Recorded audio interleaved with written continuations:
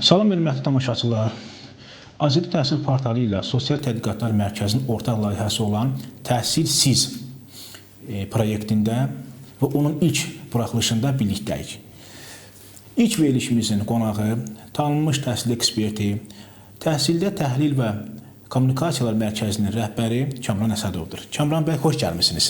Xoş gördük. Təşəkkür edirəm dəvət üçün. Xeyirli olsun inşallah. Hesab edirəm ki, bu tipli verilişlər Azərbaycan təhsili üçün kifayət qədər zəruridir. Minnətdaram bir daha dəvət üçün. Çox sağ olun, təşəkkürümü bildirirəm. Bir daha tamaşaçıların diqqətini çatdırmaq istəyirəm ki, bizim bu layihə həm təhsillə bağlı tədqiqatlar, həm təhsillə bağlı gündəmdə olan məsələlərin müzakirəsinə həsr olunacaqdır.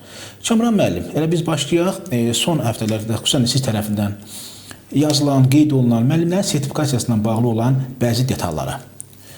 Ümumiyyətlə, sizin bu istiqamətdə etdiyiniz qeydlər, sosial şəbəkədə vurğuladığınız detallar xüsusi müzakirələrə səbəb oldu.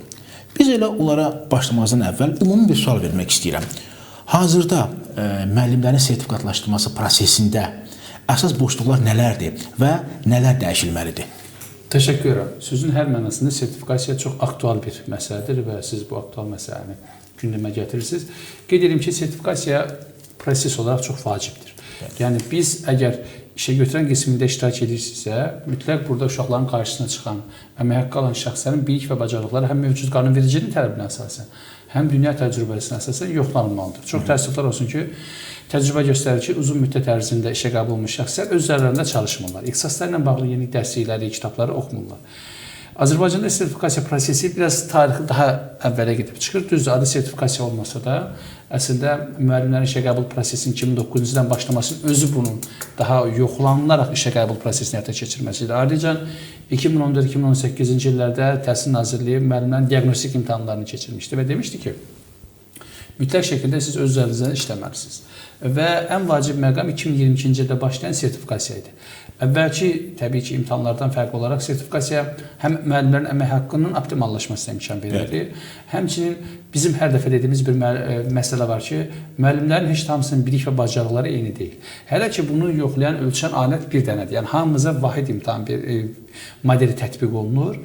Və burada müvafiq olaraq 30-50 bal arası toplayanlara əmək haqqına 10%, 51-dən yuxarı toplayanlara əmək haqqlarına 35% əlavələr olunur. Yəni, bu həm müəllimin əməyini stimullaşdırır, həm də baxın rəqəmlərə, məsələn, ibtidai sinif müəllimlər arasında 3700 nəfərdən çox şəxsən bağlanmış müqaviləyə xitam verdi. Yəni, məlum oldu ki, bizim bu qədər müəllimimiz əmək bazarının tələbinə belə gedək ki, uşaqların qarşısına çıxacaq deyə malik deyil. Elementar bazaya malik deyirlər. Bəli, çox düz deyirsiniz.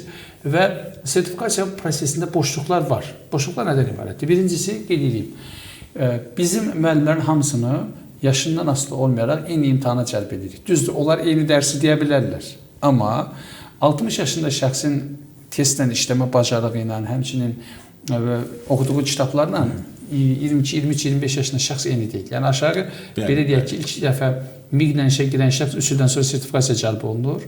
Məsələn, kimsə 21 yaşında giribsə orta məktəbə müəllim, o 24 yaşındadır və o proqrama daha ona yaxındır. Baxmayaraq ki, müəllim uzun illərdir dərs deyir, amma etiraf edək, onun yaşı, yaddaşı, müqayisə, digər kompetensiyaları fərqlidir. Mənə görə birinci boşluq budur. İkincisi, biz dedik, bu günləri bizim orta məktəblərimizdə 150 min müəllim var. O 150 min müəllimin heç də hamısı əsas dərsləri demir. Məsələn, ibtidai siniflərlə bağlı. İbtidai sinif müəllimlərin müəyyən bir qismi ki, onlar kəsildilər, belə deyək, onlarla bağlanmış müqavilə xitam verildi. Onlar yığma dərslər deyirlər. Yəni, əsas dərslər demirlər. Onların düzdür, ixtisası ibtidai sinif müəllimidir. Amma onların, məsələn, bir qismi şimal zonasında ibtidai sinif olsa da, məsələn, ləzgi dilindən dərs deyirdi. Və yaxud da bir qismi, çünki bizim ali məktəblərimizdə ləzgi dilizə mütəxəssis yoxdur. Və yaxud da kimsə cənub bölgəsində talış dilindən dərs deyir. O ibtidai sinif müəllimidir. Amma illərdir ibtidai sinifdən yox, o, məsələn, seçmə fəndir və məsələn, o yerli dillərin dərsindən dərs deyir. Biz nə elədik? Onları eyni imtahana cəlb elədik. İbtidai sinif müəllimə eyni vaxtda. Bəli. Eyni proqramımızı imtahan verdilər. Bəli, bu doğru deyildi. Bu birinci məsələdir. Mənə görə, əlbəttə, mütləq şəkildə bu olmamalıdır.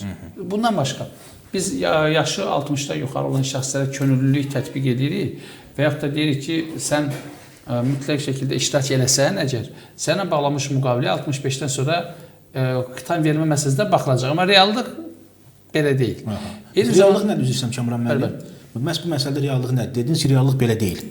Yəni, mövcud qanunvericiliyin tələbinə görə məktəbdə yaşı 65-dən yuxarı ümumi işçilərin sayı 2% olmalıdır. Bəli. Amma mən tutarım, keçmişəm diaqnostikdən lap 60 bal toplamışam, 55 bal toplamışam. Müəyyən faiz məsələsinə gəlib çatında mənlə bağlamış müqaviləyə xitam verilir. Amma siz mənə demişdiniz ki, məsələn 60-dan yuxarı sən girsən, mən səninlə bağlanmış müqaviləni lap 70-ə qədər uzadacam. Nə və yaxud da ki, daha çox. Bu məsələlərdə reallıq odur ki, sertifikasiya imtahanına girib yaşı 60-dan yuxarı olan şəxslər var ki, yüksək bal toplayırlar, amma onlarla bağlanmış müqavilə uzadılmır. Yəni onlar hesab edirlər ki, məktəbdə 65-dən yuxarı ümumi müəllim sayı, məsələn 100-ə qədər müəllimsə tutarım onun 2-si ancaq qala bilər. Bəli. 2. Yəni ümumi müəllimlərin 2% və yaxud da ki 1 qala bilər. O zaman yüksək ballı şəxs prosesdən kənarlaşır. Düzdür, biz gənclərin prosesdə daxil olmağını deyirik. Bundan başqa bilirsiniz, müvafiq olaraq dərsliklər arasında fərqlər var. Yəni biz sertifikasiya prosesində çərçivə sənədləri təqdim olunur.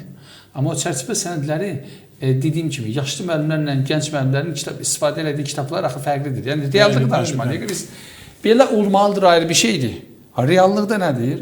Müəllimlərin böyük qismi yeni kitabları tam oxuyub qutara bilmirlər. Məsələn, kurikulumla bağlı olan suallar düzdür, ümumi nəticəyə təsir göstərməsə belə, yəni söhbət gedir əsasən ixtisasla bağlı suallar yoxlanır. Bundan başqa biz 2 dəfə şans verdik. Mən düşünürəm ki, o 2 dəfə şans məsələsinə də yenidən baxmaq lazımdır. Yəni hansı detala yenidən baxmaq lazımdır Kamran müəllim? Bununla bağlı bizim də bir əlavəmiz olacaqdı, amma sizdən əvvəl cavabı eşidək. Əlbəttə. Mən hesab edirəm ki, burada biz müəllimləri tamamilə prosesdən çıxartmamalıyıq kənara. Yəni sertifikasiyada iştirak edib prosesdən kənar qalan müəllimlərimiz çox təəssüflər olsun ki, uzun illər ərzində prosesdə işləyənlərdirlər. Və biz təklif etmişdik ki, böyük bir yanlış müsahibəyə gedib çıxdı. Sertifikasiyadan kəsilən müəllim ən azından həmin sahə üzrə ali və orta ixtisas təhsilli şəxsdir. Eyni zamanda o şəxs illər ərzində ən azından o fənni bilir. Bizim bu günlər bölgələrimizdə kifayət qədər fən var ki, müəllim yoxdur. Bax, mən yenə də bunu xüsusilə qeyd edirəm. Bu günlər bizim bölgələrimizdə riyaziyyat fənnini tarix müəllimi dərsləyir. Tarix fənnini Azərbaycan dili müəllimi. Çünki müəllim çatışmır, bəli. Yoxdur. Gedib orada dəstəmək istəyən yoxdur çünki. Və çünki dərs saatı azdır. Bəli. Biz həmin siniflərin boş qalması yaxşıdır, qeyri-ixtisaslı şəxsin dərs demək yaxşıdır, yoxsa ən azından o sahə üzrə ali təhsilli, təsəvvür edin, misal üçün deyirəm, kimsə 30 balla keçir, o biri 29-dan kəsilir. Bu aslında 1 bal həll edicidir. Amma mən demirəm ki, biz deyirik ki, hansı yerlər ki boşdur, bizim təklifimiz bundan ibarətdir, çatışmazlıq hissəsini. Biz müəllimlərə könüllü əsasında təklif edək ki, məsəl üçün deyirəm, kim işləməyə getmək istəyirsə, bizim bölgələrdə bu ixtisaslar üzrə boş yer var. Biz onu MİQ-ə çıxardırıq, yer dəyişməyə çıxardırıq, qarşılıqlı yer dəyişməyə çıxardırıq, digər bütün müsabiqələrə və müsahibələrə çıxardırıq. Gedən yoxdur da bura. Boş qalır. Və həmin sinif boş qalır, qeyri-ixtisas müəllimlər dərsdir və uşaqların burada təhsil hüququ pozulur. Biz dedik ki, hansı ərazilərdə ki, boş yerlər var, biz ixtisaslı müəllimləri sertifikasiyasının şərti olaraq deyirəm, 20-dən yuxarı bal toplamış şəxsləri bir milli ora göndərək və onlara bir şans verək həmçinin. Çünki bu insanlar müəllimdirlər. Bunlar gedib başqa sahədə çalışa bilməzlər və özlərində işləsinlər. Bir ildən sonra təkrar şərait yaradar. Təhsil sistemində bu demək deyil ki, deyirlər ki, kənddəki uşaqlar da təcrübə laboratoriyasıdır. Xeyr, yanaşma nədir? O cür qabiliyyətlər nədənsə? Yəni bunu ədalətsiz yanaşma kimi qəbul edir. Bəli, bilirsiniz niyə? Çünki onlar ancaq manşetdə çıxarılmış informasiyanı oxudular. Mən deyirəm ki, onu deyənlər, bəli, onu deyənlər indi boş qalmış məktəblərdəki müəllim yerinə özləri geçsinlər. Qeyri-ixtisaslar dərsdir, ay insanlar, yenə də deyirəm. Bu gün bizim bölgələrimizdə müəllimlər gedib işləmək istəmirlər. Dərs saatı azdır, 6 saatdır, 7 saatdır, vakant yeri çıxarılır, gəlmirlər. Məsələn, Lirikdə olsun, Daşkəsəndə olsun, Qubada olsun. İxtisaslı müəllim yoxdur. Təsəvvür edin, riyaziyyat fənnini tarix müəllimi deyir. Mən tarixçiyə, mən təbii ki, riyaziyyatı deyə bilmərəm. Mən gedib otururam sinifdə, uşaqlara deyirəm ki, nə isinə məşğul olun. Aydındırmı? Və bu zaman məktəbə yanaşma dəyişir, uşağın məktəbə inamı, etibarı aşağı düşür, tədrisin keyfiyyəti aşağı düşür, onun digər fənlərə də maraq azalır. Amma biz şərti olaraq bir keçid balı qoyaq ki, tutalım 20-dən yuxarılara biz şans verəcəyik. Bu çox vacib bir detal. Bəli, gedin boş qalan yerlərdə, tutulmayan yerlərə kim istəyirsə geçsin, şərti olaraq 2 il işləsin. 2 ildən sonra biz ona təkrar imtahan eləyəcəyik. Əgər mövcud balı toplayarsa, gəlib iştirak edər. Amma keçid balını 20 bal kimi nəzərdə tutulur. Bəli, heç də 1 bal, 2 bal toplayanlardan söhbət getmir. Bəli. Yəni, bilirsiniz necədir? Mən yenə də deyirəm.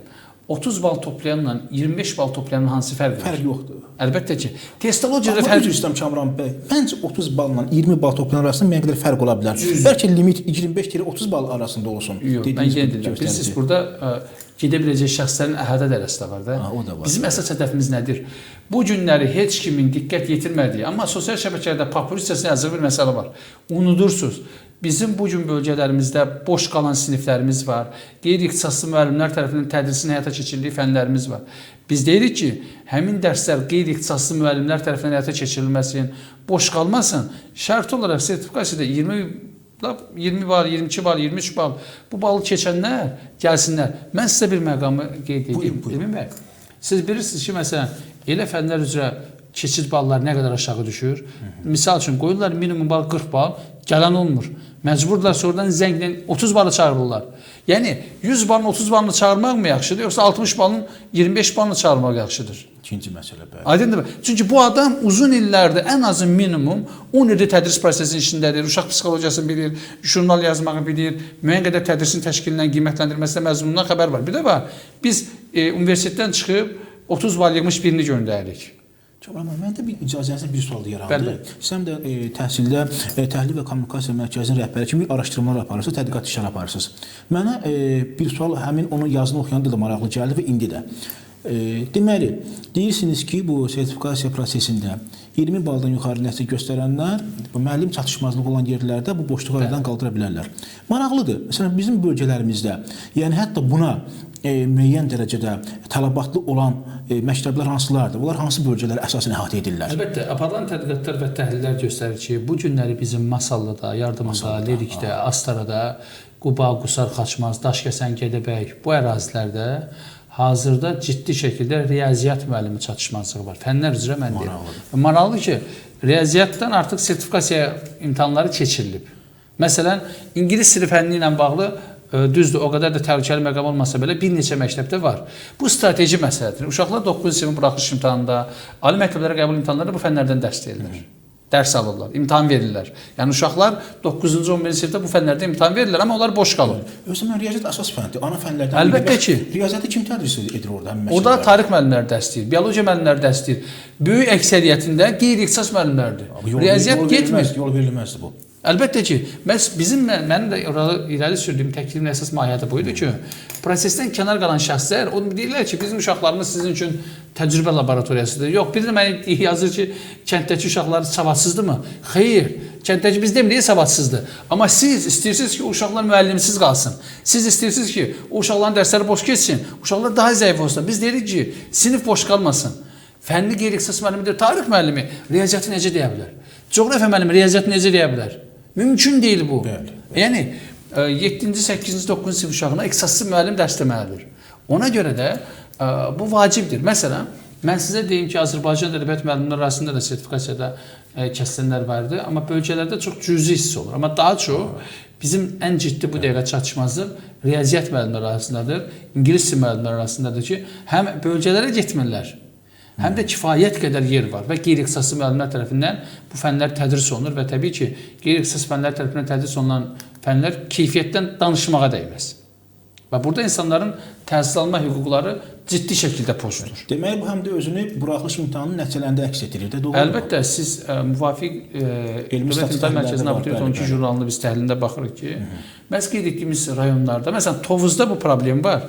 Tovuzun dağlıq və dağətəyi ərazilərdə məktəblər var. Orada müəllim çatışmır.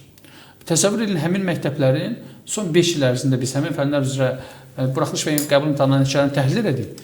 Vəziyyət ürəkçan deyil. Mən ona görə deyirəm ki, indi həmin o şərh yazanlar geçsinlər orada ixtisas dərs desinlər.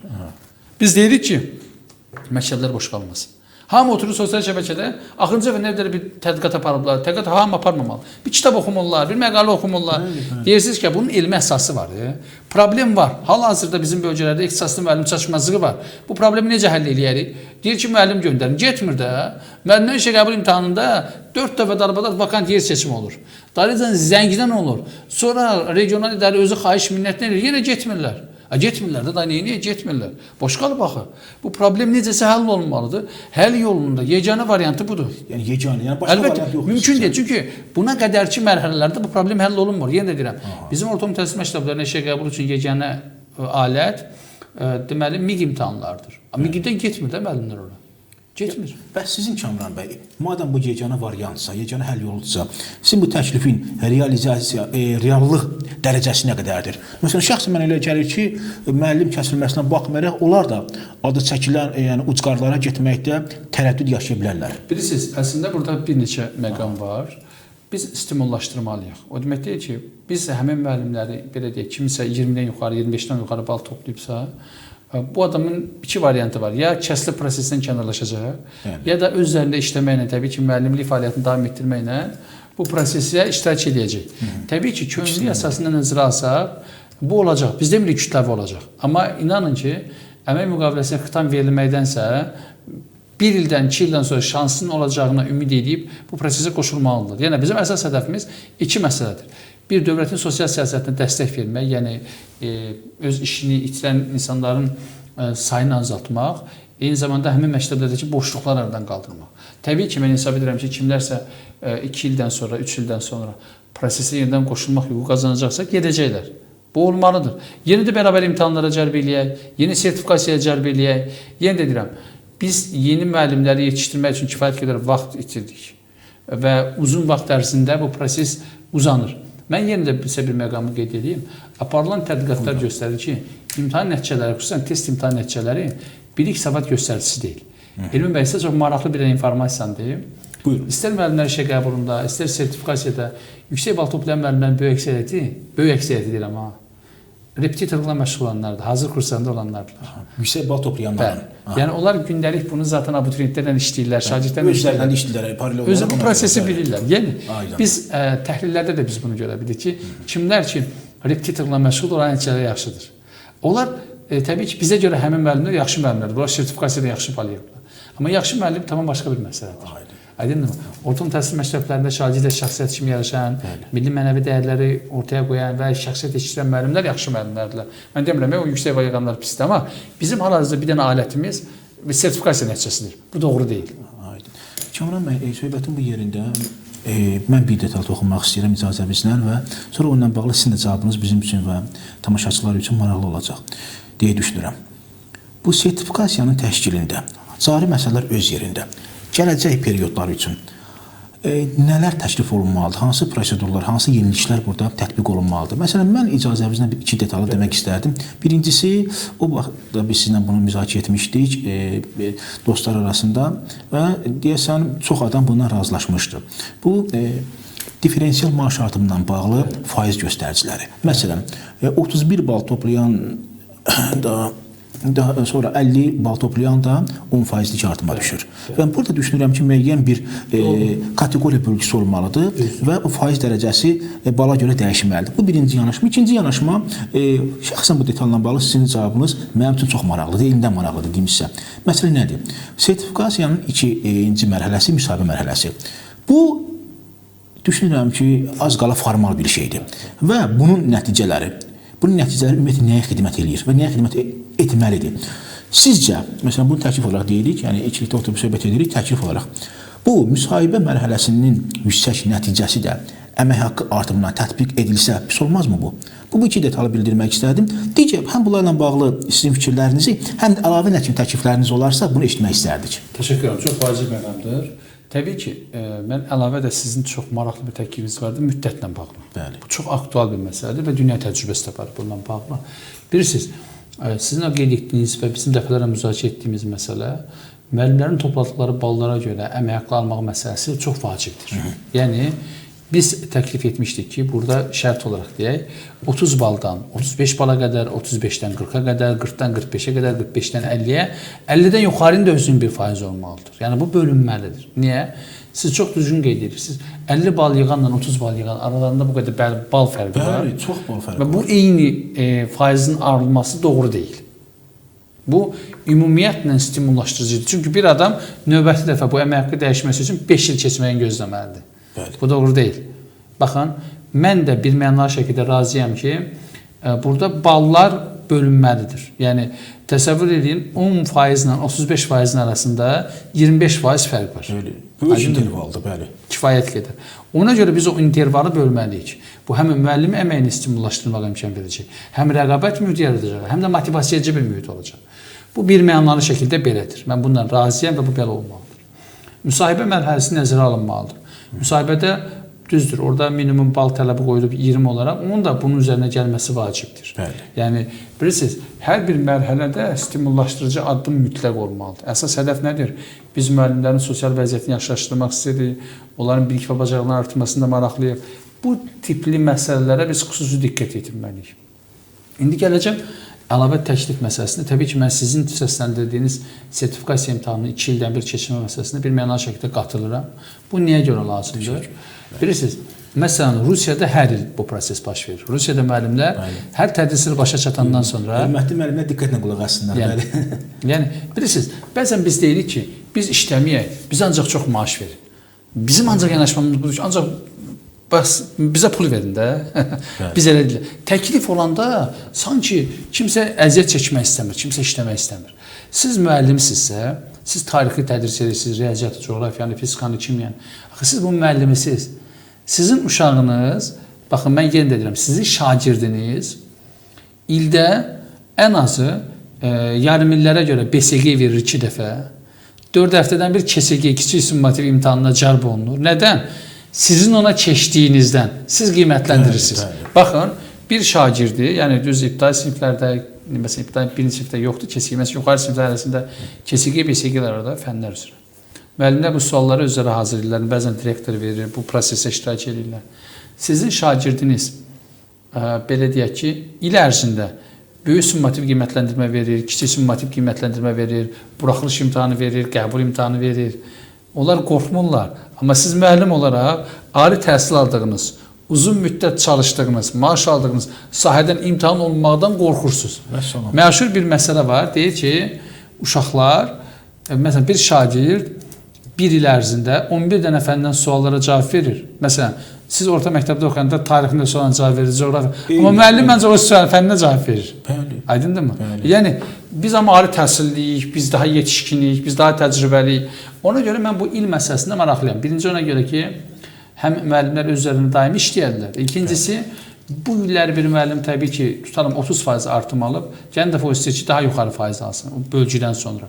Müəllim öz əmək haqqının, əmək məhsuldarlığının artmasında maraqlı olmalıdır. Ona görə mən 5 ildən bir yox, daha qısa keçirilməsinin tərəfdarıyam. Və burada heç kim, belə deyək, müəllimi fərqli bir sahəni yoxlamır. Müəllimə daş daşıtdırmır, su daşıtdırmır. Müəllimdir də müəllimlik etdiyi sahədən imtahan edirlər. Özü o qədər çətin olmayan suallar əsasında imtahan olunur. Kifayət qədər primitiv suallar.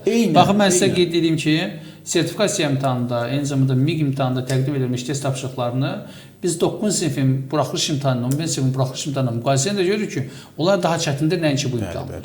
Yəni, onlar uşaqdılar, 15 yaşlı, 16 yaşlı uşaqlardılar, 3 dənə fərqli imtahan fəndinə cavab verirlər. Amma biz ixtisaslı mütəxəssisi, eyni kitab, mən birisindən maraqlı gəlir. Sertifikasiya imtahanına hazırlaşan müəllimlər, ixtisası ilə bağlı müəllim yanına hazırlıq edirlər. Bu dəhşətli bir şeydir. Axı, sən özün bunun müəllimisən. Bu dəhşətin mənzərəsi, bir tablosudur bu. Yəni, müəllimlər sertifikasiya imtahanından keçmək üçün müəllim yanına gedirlər. Özə kimin? Özlərinin daha az yaşlını. Öz həmkarının, bəli. Bəli. Və belə çıxır ki, sən müəllim deyilsən də. Belə çıxır ki, sən orta məktəbdə düşür. Bu niyə necəksən? Testdir. Onsuz da sən KSG-ni, BSG-ni işlədirsən. Ondan sonra sən kitabı oxumalısan. Mən yenə də deyirəm, bu proses, biz ancaq müəllimlərin üzərine düşmüşük, yox. İnanın ki, deyirəm, hər sahənin mütəxəssislər öz aralarında danışır, biz təhsildən danışırıq. Misal üçün, verginin işçiləri vergidən danışır, gömrük. Deyir, ancaq müəllimdən danışırsınız. Axı, siz müəllimsiniz, mən də müəlliməm və biz eyni yerdə görüşürük. Mən durub vergini müzakirə edə bilmərəm axı. Mən gömrüyü, səhiyyəni müzakirə edə bilmərəm. Onu da öz mütəxəssisləri müzakirə edirlər. Onda Kamran müəllim, çox vacib bir detal, bir seçmə bir sual verirəm. Bu situasiyada müəllimdə daha çox nə çatışmır? Özgüvən yoxsa intellekt? Yox, bilməyənlər şəkildə bizim müəllimlərimizin bilik və bacarıqları zəifdir. İxtisas bilgiləri zəifdir. Onlar özlərinə erişmir. Mən sizə bir məqamı deyim. Azərbaycan müəllimi 2014-2018-ci illərdəki diaqnostik imtahanda oxumağa başladı. Sertifikasiyada isə öyrənməyə başlayıb. Ki, mən əslində, məsələn, Mən müəllimlərlə danışanda deyir ki, bu belə deyil axı. Kitabda belə deyil bu. Məlum olur ki, axırıncı bu kitabı 5 il bundan əvvəl vərəqləyib. Uşağı çıxardır lövhəyə də kurikulumla dərs keçirir. Heç kurikulumun standartlarına yaxın deyilmir. Uşaq dərsi danışır, yazır, yola verirlər, geçsinlər.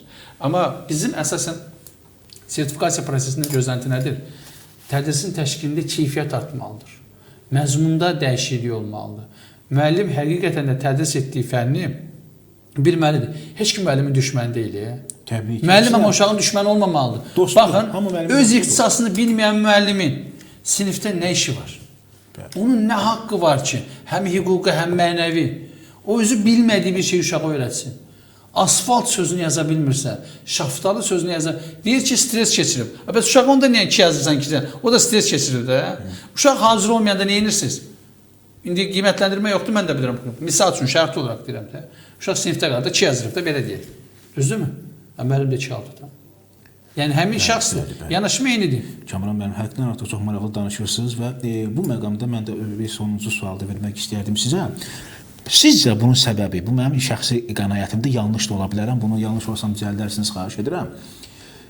Sertifikasiyanın şərtlərinin kifayət qədər sadə olması və güzəştə meyilli olmasıdır. Mən sertifikasiyanın şərtlərinin, tələblərinin, qaydalarının kifayət qədər güzəştə meyilli hesab edirəm və xüsusən də kəsilən müəllimlərlə bağlı olan maddələrdə.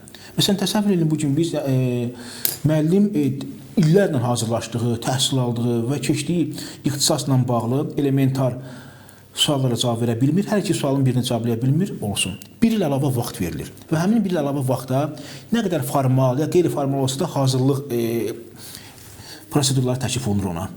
Bu öz yerində və bütün bunlardan sonra ikinci dəfədə kəsilir. Və bütün bunlardan sonra da etiraz edir yenə.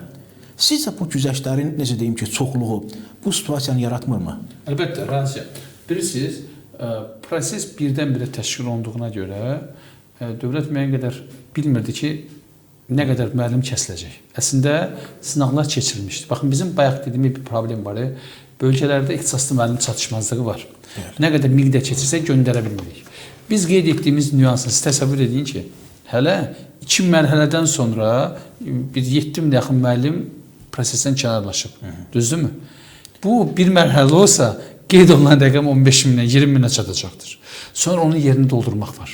Bəli. Amma mərhələ mən sizə əmin edirəm ki, bəli, hardasa 5 ildən sonra bu bir mərhələ olacaq, daha sərt olacaq, daha ciddi olacaq. Çünki sistem artıq özünü inkişaf etdirəcək.